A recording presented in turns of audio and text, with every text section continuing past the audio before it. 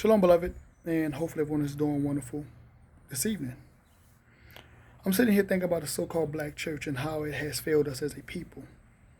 It has not been the messengers of the Most High as it claimed to be.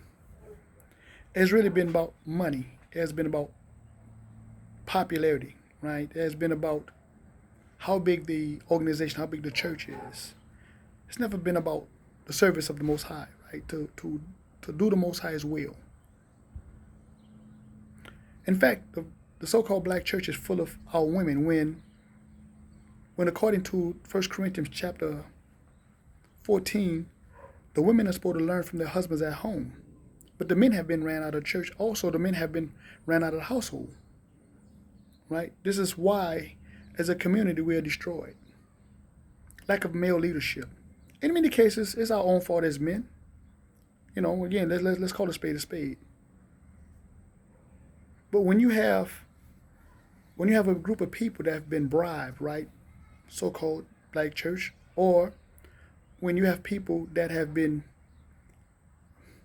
given incentives, right, to do without men, like the system have given them,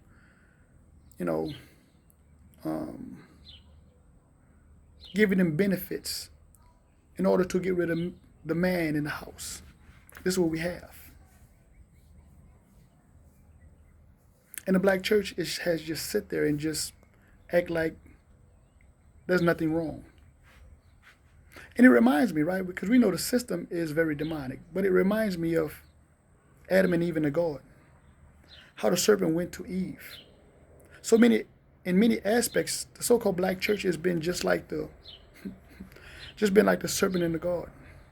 We know the system is just like the serpent, right? Been doing everything in its power to divide the so-called black household, to minimize the authority of the so-called black man.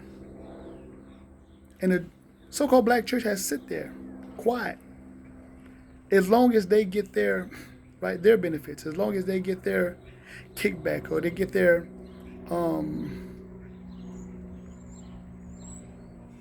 as long as they get their tax breaks. That's all that really matters. Forget the black family, which then destroys the black community.